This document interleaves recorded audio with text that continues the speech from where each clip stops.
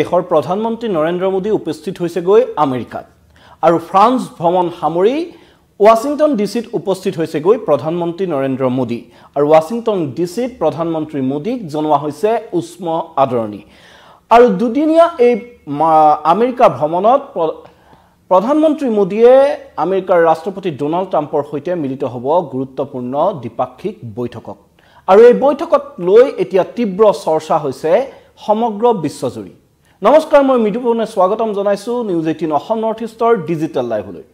আৰু প্ৰধানমন্ত্ৰী নৰেন্দ্ৰ মোদীৰ দুদিনীয়া আমেৰিকা ভ্ৰমণক লৈ এতিয়া সৰ্বত্ৰ চৰ্চা চলিছে আৰু দুইখন দেশৰ মাজত বহু কেইটা গুৰুত্বপূৰ্ণ প্ৰসংগক লৈ আমেৰিকাৰ ৰাষ্ট্ৰপতি ডোনাল্ড ট্ৰাম্প আৰু প্ৰধানমন্ত্ৰী মোদী 14 ফেব্ৰুৱাৰীৰ দিনা বৈঠকত মিলিত হ'ব আৰু দ্বিপাক্ষিক বৈঠকত দুইজন ৰাষ্ট্ৰনেতাই মুখামুখিকৈ বহু কেইটা গুৰুত্বপূৰ্ণ বিষয়ৰ সন্দৰ্ভত আলোচনা মিলিত হ'ব। আৰু এইখিনিতে এটা কথা উল্লেখযোগ্য যে ডোনাল্ড ট্ৰাম্প আমেৰিকাৰ ৰাষ্ট্ৰপতি হিচাপে দ্বিতীয়বাৰলৈ নিৰ্বাচিত হোৱাৰ পিছত এয়া প্ৰধানমন্ত্ৰী নৰেন্দ্ৰ মোদীৰ প্ৰথম আমেৰিকা ভ্ৰমণ আৰু এই আমেৰিকা ভ্ৰমণক লৈ এতিয়া যথেষ্ট আশা কৰা হৈছে যে এই আমেৰিকাৰ ভ্ৰমণে প্ৰধানমন্ত্ৰী মোদীৰ কেইবাটাও ইতিবাচক খবৰ আনিব ভাৰতলৈ আৰু বিশেষকৈ প্ৰযুক্তি, বাণিজ্য, প্ৰতিৰক্ষা, শক্তি আদি বিভিন্ন বিষয়ত বিভিন্ন ক্ষেত্ৰত মাৰ্কিন ৰাষ্ট্ৰপতিৰে আলোচনাত মিলিত হ'ব ভাৰতীয় প্ৰধানমন্ত্ৰীগৰাকী বিশেষকৈ জানিব পৰা মতে আৰু AI সম্পৰ্কীয় যি দুইখন দেশৰ মাজত আলোচনা অনুষ্ঠিত হোৱাৰ সম্ভাৱনা আছে আৰু তাৰ পূৰ্বে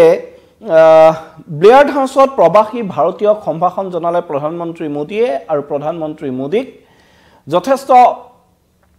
উষ্ম আদৰণি জনোৱা পৰিলক্ষিত হৈছে ট্ৰাম্প প্ৰশাসনৰ দ্বাৰা। তাৰ সমান্তৰালকৈ যি ব্লেয়াৰ হাউচত প্ৰবাসী ভাৰতীয়ৰ সৈতে মিলিত হ'ল তাতো যথেষ্ট উৎসাহ দেখিবলৈ পোৱা গৈছে প্ৰবাসী ভাৰতীয়সকলৰ মাজত আৰু তাৰ মাজতে ট্ৰাম্পক সাক্ষাৎ কৰাৰ পূৰ্বে আমেৰিকাৰ ৰাষ্ট্ৰীয় চোৰাংচোৱাৰ অধ্যক্ষ তুলসী গাবাৰ্ডক সাক্ষাৎ কৰিছে প্ৰধানমন্ত্ৰী মোদীয়ে। এই বৈঠকো যথেষ্ট গুৰুত্বপূৰ্ণ বিবেচিত হৈছে ট্ৰাম্পক সাক্ষাতৰ পূৰ্বে আৰু এই তুলসী গাবাৰ্ডক সাক্ষাৎ কৰি ভাৰত আমেৰিকাৰ বন্ধুত্বৰ ওপৰত প্ৰধানমন্ত্ৰী মোদীৰ সৈতে আলোচনা কৰা হৈছে, প্ৰধানমন্ত্ৰী মোদীয়ে আলোচনা কৰিছে বুলি এতিয়া চৰ্চা লাভ কৰিছে। আৰু ডোনাল্ড ট্ৰাম্প ৰাষ্ট্ৰপতি পদলৈ পুনৰ উভতি অহাৰ পিছত নৰেন্দ্ৰ মোদীৰ প্ৰথমটো ৱাশ্বিংটন ভ্ৰমণৰ সময়ত দিল্লীয়ে আমেৰিকাৰ পৰা কি আশা কৰিব পাৰে, ইয়াত প্ৰধানকৈ এই মোদী আৰু ট্ৰাম্পৰ বৈঠকত কি বিষয়ক লৈ আলোচনা হ'ব তাক লৈ এতিয়া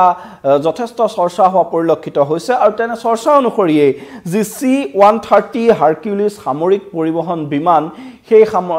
C-130 হাৰকিউলিছ সামৰিক পৰিবহণ বিমান ক্ৰয় কৰাৰ চুক্তি হ'ব পাৰে আমেৰিকাৰ সৈতে প্ৰধানমন্ত্ৰী মোদীৰ এই ভ্ৰমণৰ সময়ত, সেই কথা চৰ্চালৈ আহিছে। তাৰ সমান্তৰালকৈ AIT সামুদ্ৰিক যি বিমান সেই বিমান ক্ৰয় কৰাৰো চুক্তি হ'ব পাৰে আমেৰিকাৰ সৈতে ভাৰতৰ, সেই কথা যথেষ্ট চৰ্চালৈ আহিছে। তাৰ সমান্তৰালকৈ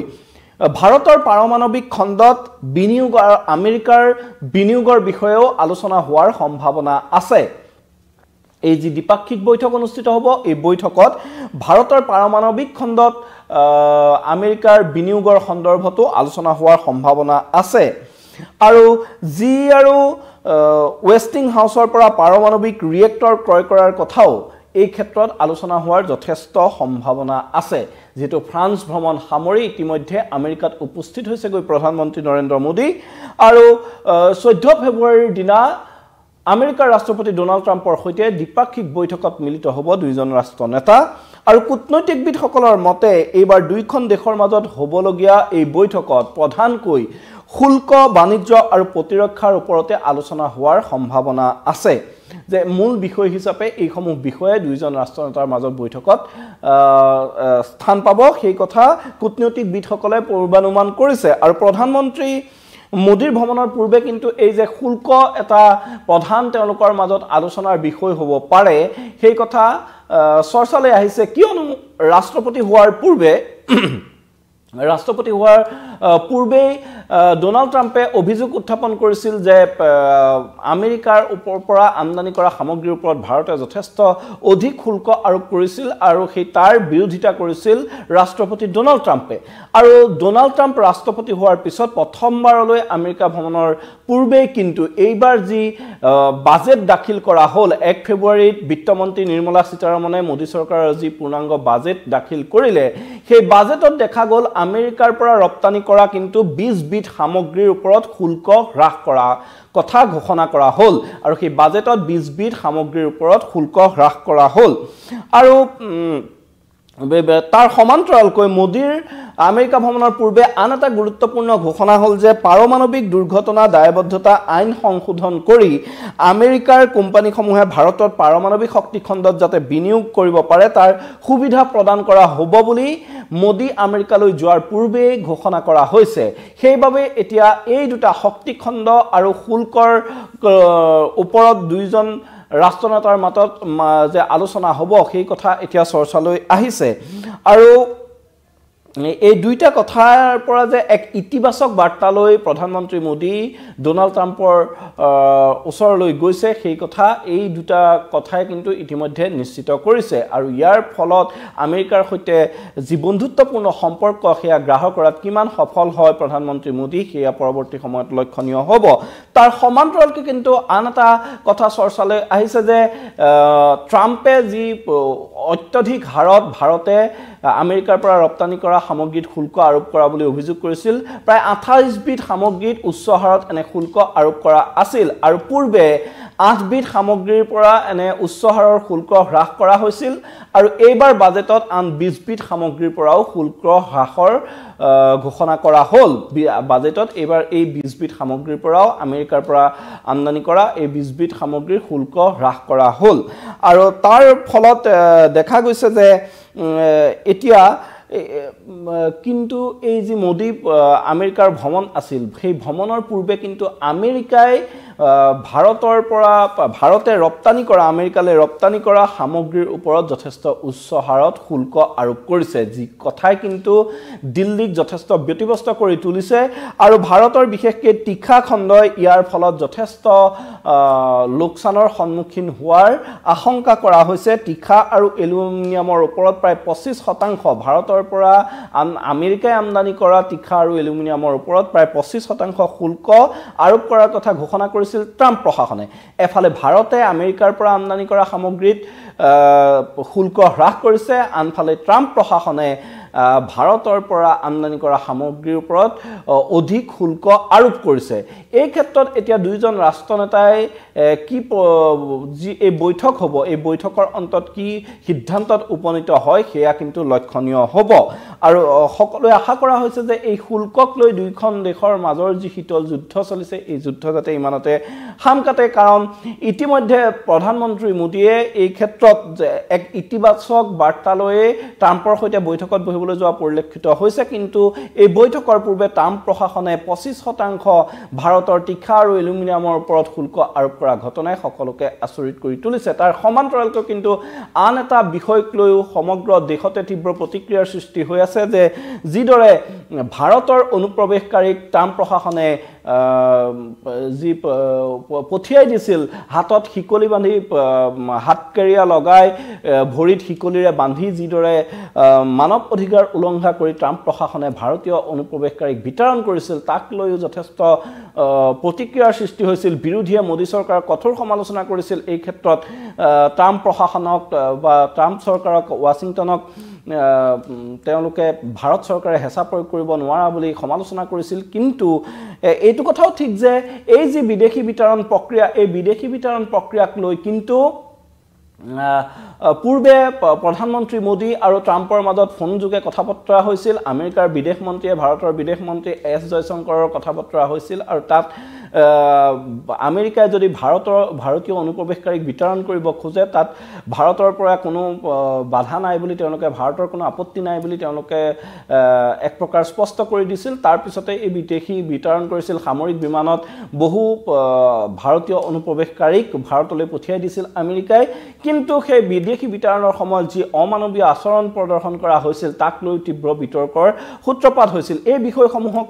লৈও এতিয়া যি মোদী ট্ৰাম্পৰ 14 ফেব্ৰুৱাৰীৰ দিনা অৰ্থাৎ শুকুৰবাৰে যি বৈঠক অনুষ্ঠিত হ'ব সেই বৈঠকত এইসমূহ বিষয়ে স্থান পাবনে নেপায় তাক লৈ কিন্তু এতিয়া সকলোৰে দৃষ্টি নিবদ্ধ হৈ আছে আৰু তাৰ সমান্তৰালকৈ যি প্ৰতিৰক্ষাৰ চুক্তিৰ কথা ইতিমধ্যে চলিছে যে বিশেষকৈ শুল্ক শক্তি আৰু প্ৰতিৰক্ষাৰ ওপৰতে এই বৈঠকত আলোচনা হ'ব বুলি এক প্ৰকাৰ সকলোৱে পূৰ্বানুমান কৰি আছে এই ক্ষেত্ৰত মই কৈছো যে আমেৰিকাৰ পৰা C-130 হাৰ্কিলিছ সামৰিক পৰিবহণ বিমান যি বৃহৎ সামগ্ৰী পৰিবহণ কৰা সামৰিক বিমান সেই বিমান ক্ৰয় কৰাৰ চুক্তি হয়তো ভাৰতৰ সৈতে হ'ব পাৰে এই বৈঠকত আৰু যি PAI-T সামুদ্ৰিক চোৱাচিতা বিমান সেই বিমানো ক্ৰয় কৰাৰ চুক্তি হ'ব পাৰে তাৰ সমান্তৰালকৈ ভাৰতৰ যি পাৰমাণৱিক শক্তি খণ্ড আছে এই পাৰমাণৱিক শক্তি খণ্ডত আমেৰিকাৰ কোম্পানীৰ বিনিয়োগক লৈও এই দুই ৰাষ্ট্ৰনেতাৰ মাজত আলোচনা হ'ব পাৰে এই ক্ষেত্ৰত ট্ৰাম্পে কেনে ধৰণে সঁহাৰি জনায় সেয়া লক্ষণীয় হ'ব তাৰ সমান্তৰালকৈ যি আৰু ৱেষ্টিংহাউছৰ পৰা পাৰমাণৱিক ৰিয়েক্টৰ ক্ৰয় কৰাৰ কথাও এই দুইজন ৰাষ্ট্ৰনেতাৰ মাজত যি আলোচনা অনুষ্ঠিত হ'ব সেই আলোচনাত স্থান পোৱাৰ কথা প্ৰায় কূটনৈতিক বিদসকলে ইতিমধ্যে উল্লেখ কৰিছে আৰু সেইবাবেই এই ট্ৰাম্প আৰু মোদীৰ যি বৈঠক এই বৈঠকে বিশেষকৈ ভাৰতৰ বাবে এক ইতিবাচক বাৰ্তা কঢ়িয়াই আনিব বুলি সকলোৱে এতিয়া আশাৰে বাট চাইছে আৰু এই বৈঠকৰ ওপৰত সকলোৰে দৃষ্টি নিবদ্ধ আছে তাৰ সমান্তৰালকৈ আজি যি আমেৰিকাৰ ৰাষ্ট্ৰীয় চোৰাংচোৱাৰ সঞ্চালক তুলসী গাবাৰ্ডক প্ৰধানমন্ত্ৰী মোদীয়ে সাক্ষাৎ কৰিছে আৰু দুইখন দেশৰ বন্ধুত্বপূৰ্ণ সম্পৰ্কৰ ওপৰত গৰাকীৰ মাজত আলোচনা হৈছে এই বৈঠকেও যথেষ্ট ইতিবাচক প্ৰভাৱ পেলাব বুলি আশা কৰা হৈছে এতিয়া সকলোৱে আশাৰে বাট চাইছে যে প্ৰধানমন্ত্ৰী মোদীৰ এই যি ট্ৰাম্পে দ্বিতীয়বাৰ ক্ষমতালৈ অহাৰ পিছত প্ৰথমটো এই আমেৰিকা ভ্ৰমণ এই আমেৰিকা ভ্ৰমণে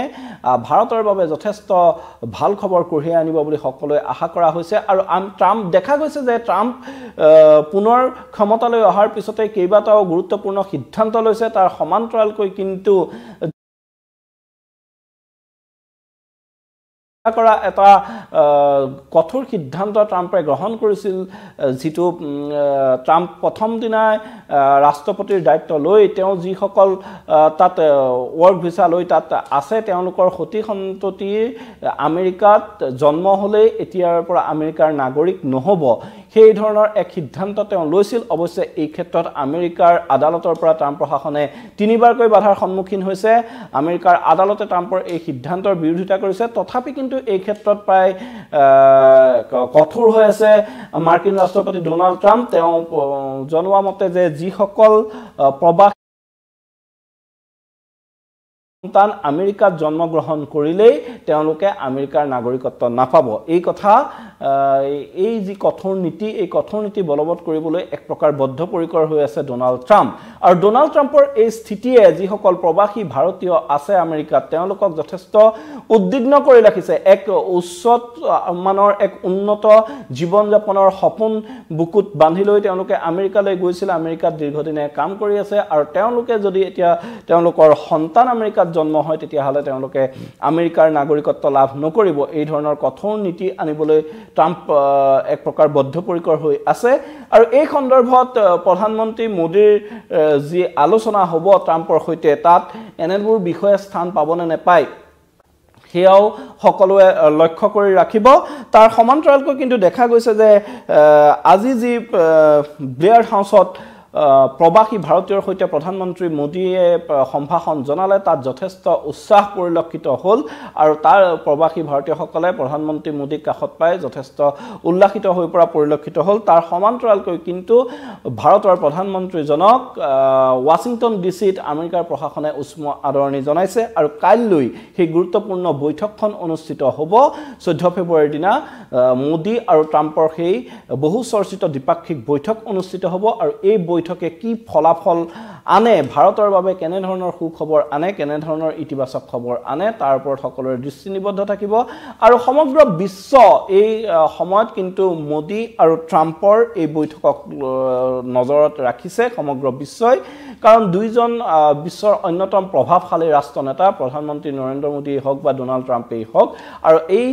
বিশ্বৰ অন্যতম প্ৰভাৱশালী দুই নেতাৰ বৈঠকে কি সিদ্ধান্ত হয় এই বৈঠকত কি সিদ্ধান্ত হয় তাৰ ওপৰত কিন্তু সমগ্ৰ বিশ্ব এতিয়া নজৰ ৰাখিছে আৰু তাৰ বাবে আমি আৰু কেইটামান ঘণ্টা অপেক্ষা কৰিব লাগিব এই বৈঠকৰ পৰা কেনে ধৰণৰ খবৰ আহে সেই খবৰ আমি আপোনালোকক দি যাবলৈ যত্ন কৰিম আৰু ইতিমধ্যে কিন্তু ফ্ৰান্স ভ্ৰমণ সামৰি আমেৰিকাত উপস্থিত হৈছে প্ৰধানমন্ত্ৰী নৰেন্দ্ৰ মোদী আমেৰিকাত মোদীক উষ্ম আদৰণি জনোৱা হৈছে তাৰ সমান্তৰালকৈ কেইবাখনো বৈঠকত ইতিমধ্যে মিলিত হৈছে প্ৰধানমন্ত্ৰী মোদী আৰু 14 ফেব্ৰুৱাৰীৰ দিনা আমেৰিকাৰ ৰাষ্ট্ৰপতি ডোনাল্ড ট্ৰাম্পৰ সৈতে বহু প্ৰতীক্ষিত এই বৈঠকখনত মিলিত হ'ব প্ৰধানমন্ত্ৰী নৰেন্দ্ৰ মোদী এই মুহূৰ্তত মই মৃদু পৱনে ধন্যবাদ জনাইছো